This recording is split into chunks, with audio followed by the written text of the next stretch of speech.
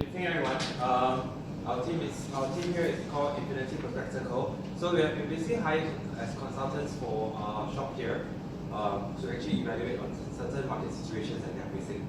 So right now, we say shop here. We want to make sure that this brand itself is a future-proof fashion brand. If not, they will not be able to be sustainable, and then they will face future issues with their business cycle and models.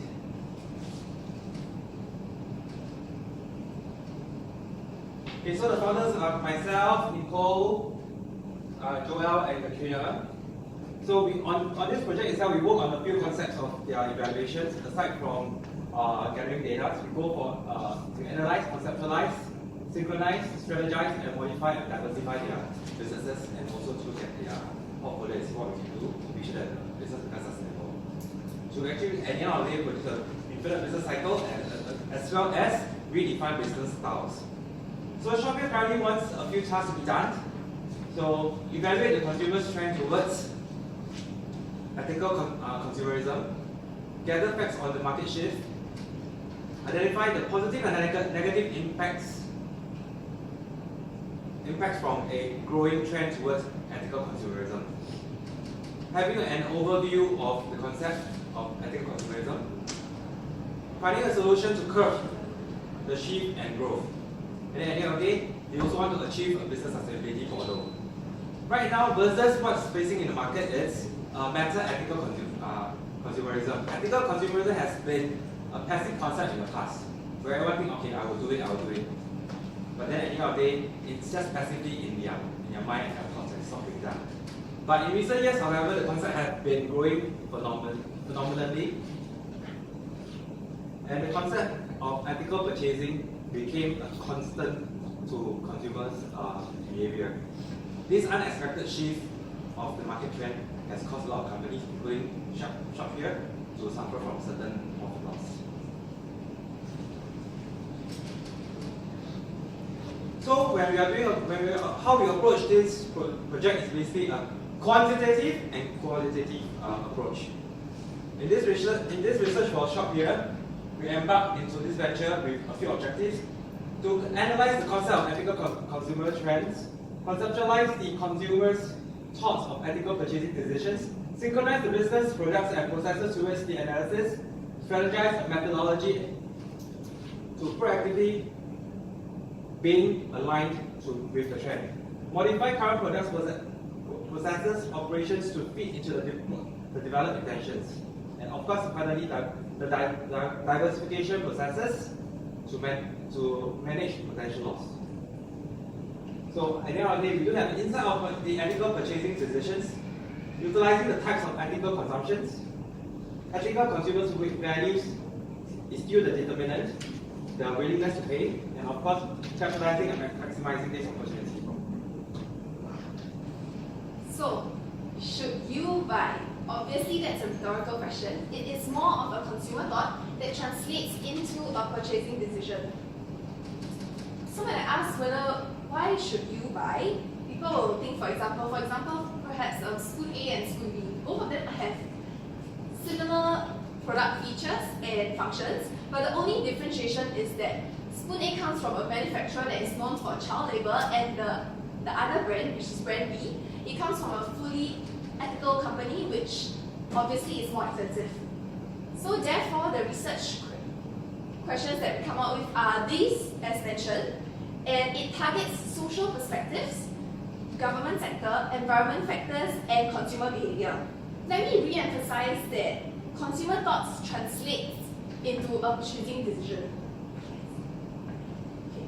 Now for the IBDP concept, our dependent variable would be the ethical purchasing decision. As I mentioned earlier just now, consumer thoughts translates into ethical purchasing decision.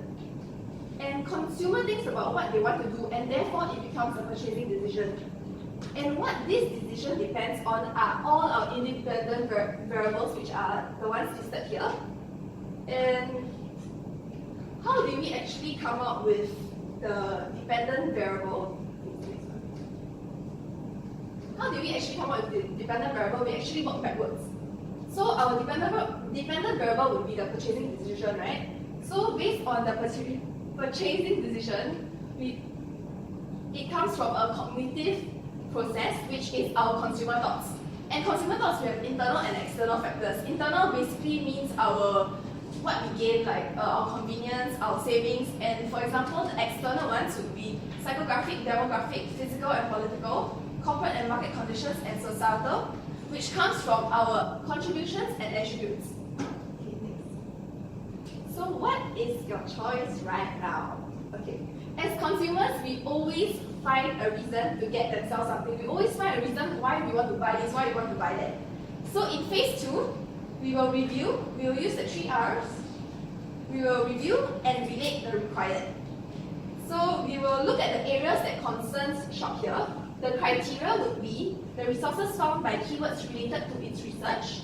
Then we will look at the issues that we are facing now, which is the ethical sourcing, overall profit, and the ones mentioned here. And also we will look at the procedures which for inclusion and exclusion of certain keywords in our consultation. Yes, next. So,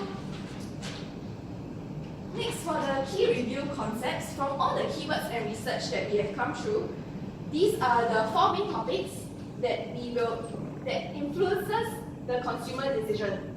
Consumers have their decision to make, and ultimately the brand value they create, and it doesn't come without any marketing and awareness.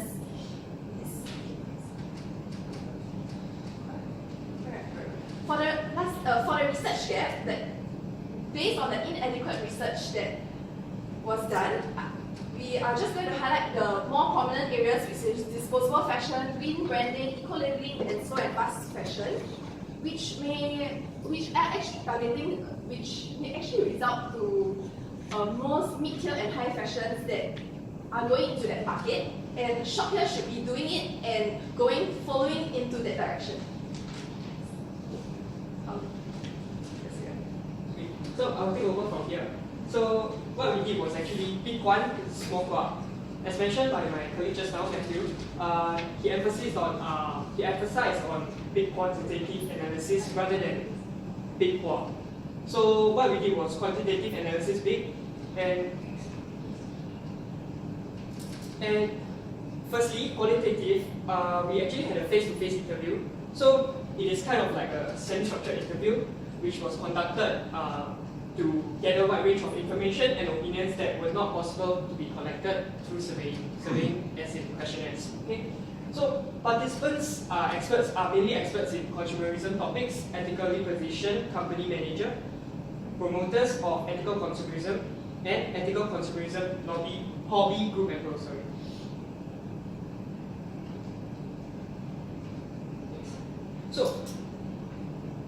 So after we got the qualitative data, so we actually used 2 software to analyze it. Firstly, we use atlas.it qualitative data analysis software.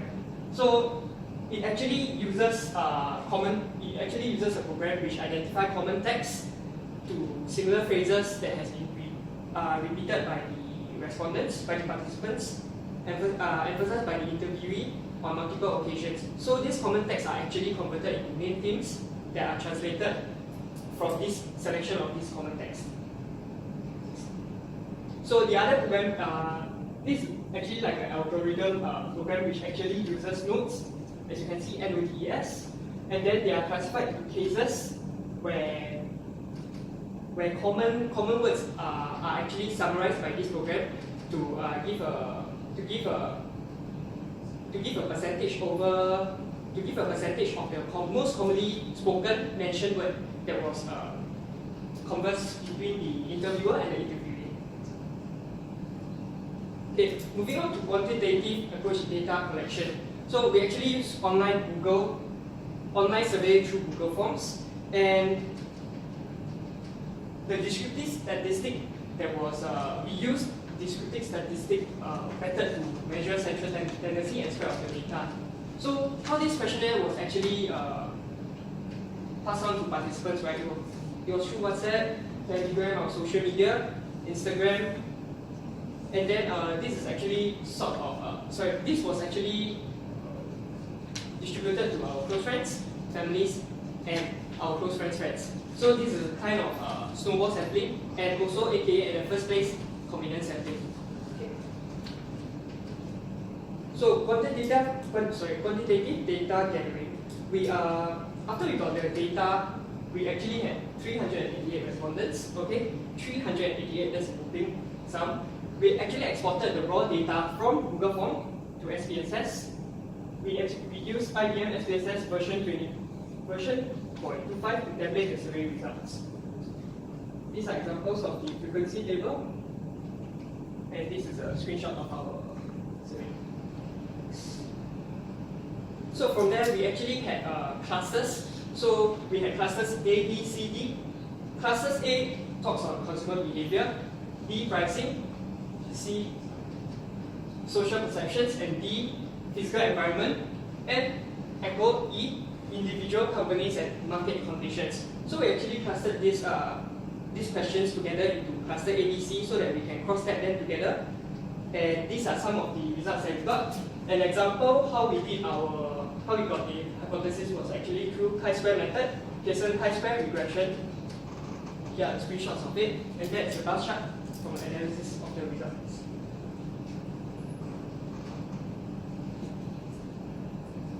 Okay, so now to me, I'm Kat. Hi.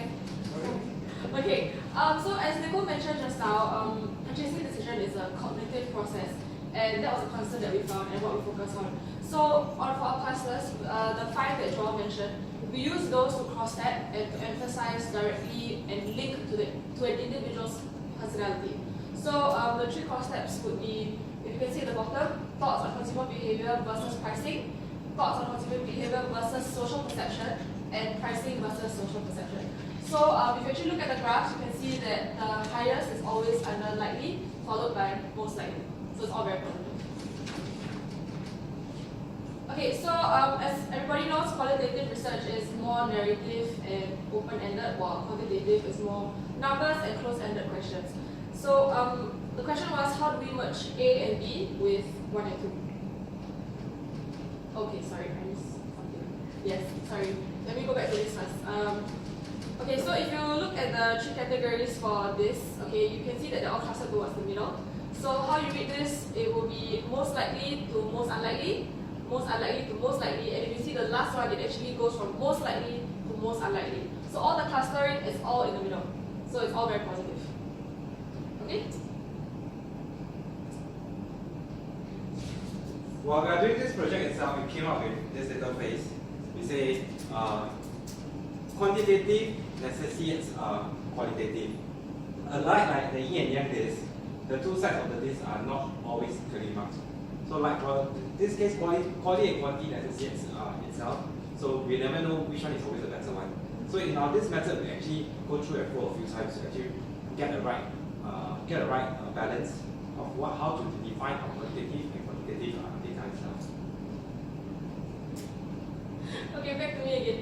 So sorry, so qualitative research is narrative and open-ended, and quantitative is numbers and close-ended. So the problem was how you merge the numbers with the letters. And if you look at this table, okay, the categories you see are what the main themes were identified by the NVivo that Joel talked about just now. Okay, so Matthew is pointing it out now. In the qualitative segment, this is the themes that NVivo picks out for us, and the ratios are how often that it was mentioned. Okay, as Matthew is pointing it out again. So we use those identified themes to match the questions in the quantitative data, and the percentages needed to be coherent and to a certain direction for it to be considered a match. So we only considered a match when it was 70% and above. And how do we get this 70%? If you look towards the end, okay, you can see the most unlikely to the most likely columns. We only took responses from likely and most likely. That's how we added it together, and then we got the percentages for the quantitative data, which is the column on the right, okay, next to the percentage. So if you look at the first slide, Westerners are more likely to try new ethical products. That is what was picked out from our interviews, and we compared it. The closest question was, do cultural differences affect green purchases? So for the percentage, the responses, like I said, we took from that end, and that's how we got a 64%. So yes, correct. Next, please. Okay, so in summary, we realized that income was a constant and tangible product, and regardless of income, people were still willing to purchase ethically. For example, income did not matter even if I'm not drawing 5-6 figures, okay, but I'm still willing to buy it ethically. They would be more willing to purchase cheaper alternatives. So if you take, everybody now is changing to LED. There are cheaper options. You don't need to buy like the Philips high price brand. There's still brandless ones that people still buy. Alright? So when we did a secondary test to just confirm our theory, we looked at other variables. So one is actually social perspectives, and the three we looked at were culture, religion, and moral values. So these were intangible factors. And the last one we looked at was education. So the secondary test was based on moral reasoning versus education versus thoughts, which is also consumer purchasing decisions. Okay? And then moving on to the next slide. So if you actually look at this, the first row, which is the primary test, we based thoughts versus social perspective, social versus pricing, and pricing versus thoughts, which I mentioned earlier. So you can see it's all very positive, and it goes up and then hits down to the most likely. And if you see, most unlikely is not even up there. Then when we did a secondary test, which was the moral reasoning, thoughts, and education, again, it went up and went down. It mirrors the top and is very similar. So all positive and yes, likely, most unlikely. Okay, so for the last one, we did another 3D graph of the things I just mentioned, which was the thoughts, education, and social perception. So again, the layout is exactly the same for the bottom, most likely to most unlikely for the bottom right. And you can see again, it's all very, very high, all very positive. So education and social perceptions also play a big part when people purchase ethically. So to summarize this, to improve the level of ethical consumption, direct and indirect factors must be adequately promoted, and it has to be done in such a way that price does not become an important factor. So when deciding to purchase ethically, it is the trend is already there. So what Shop here needs to do is just a stronger push in that direction. Alright. Okay, now we talk about, let's quantify our thoughts for this whole consultation. And also we need to qualify our thoughts. Quantify our thoughts and qualify our thoughts. So we try to get to quality with optimized quantity, so we can get a good balance from both. Okay, drawing and recommendation. Now money is not part of the issue, because as you can see from our statistics, money has been an issue, because if you are earning 2,000-3,000, you can still buy ethically. You can still consume ethically as well by choosing the cheaper option. So money will not affect ethical consumption as yet, and it's already an eliminated possibility. And just the word ethical itself is a very heavy word. While doing this consultation, we find that this word can actually sing like Titanic as well if you don't take it well. And ethical can't be just done by only you or me, but it must start somewhere, and it's a collective effort. Collective efforts one of it is to improve the level of ethical consumerism must be done. As an individual, as a family, as a community, as a nation, as a globe collectively. Both direct and indirect factors affecting it must be ethically promoted, such as when you are young. When we talk about moral values, when you are young, indirect education will be from our parents, from our seniors, or from even our older siblings. And directly when we are taught, will be our institutions like our schools and everything. When that is being cultivated properly, the living an ethical way will not be a problem.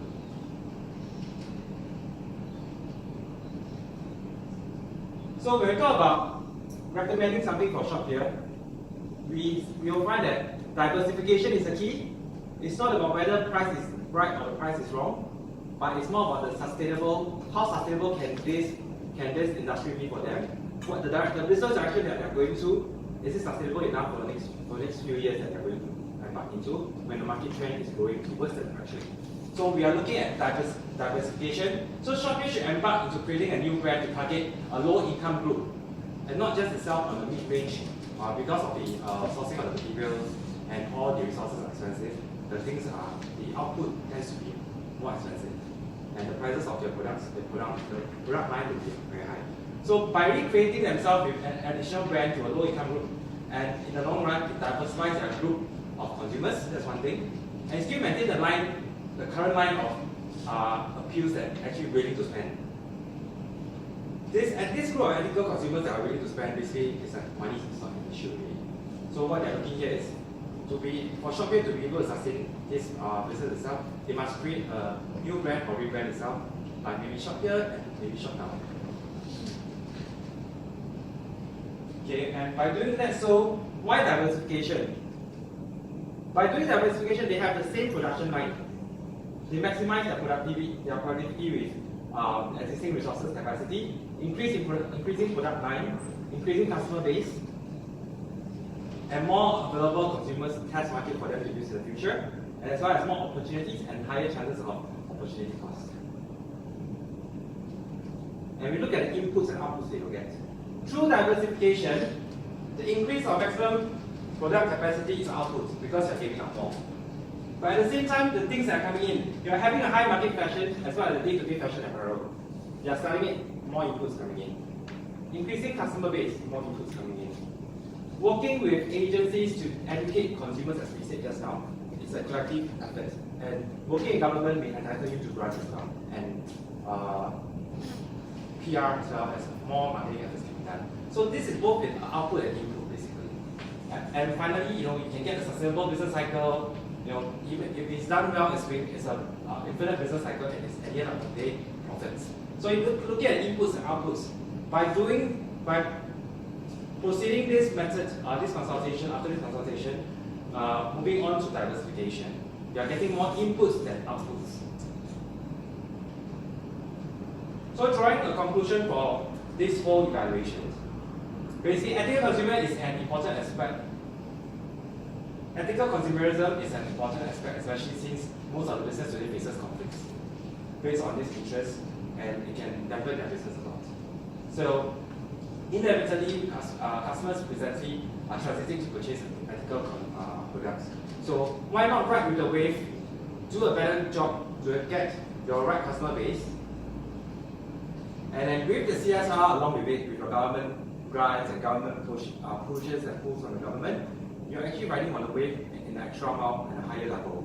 And this will actually be able to cope with the demand, and your marketing is being done concurrently. So although there's higher price for ethical products, it may hinder the growth of customers when doing purchase. So we curb it with having a lower range of day-to-day life. So this will actually boost the current ethical product awareness. You set off a mindset, a wave of mindsets for your consumers to know this is another option for me. It doesn't mean that I got to spend more to be able to live ethically. And then at the same time, you're maximizing your profits, and then ultimately the goals have been reached by the customers, yourself, and collectively as a nation. So we have come to the end of our presentation.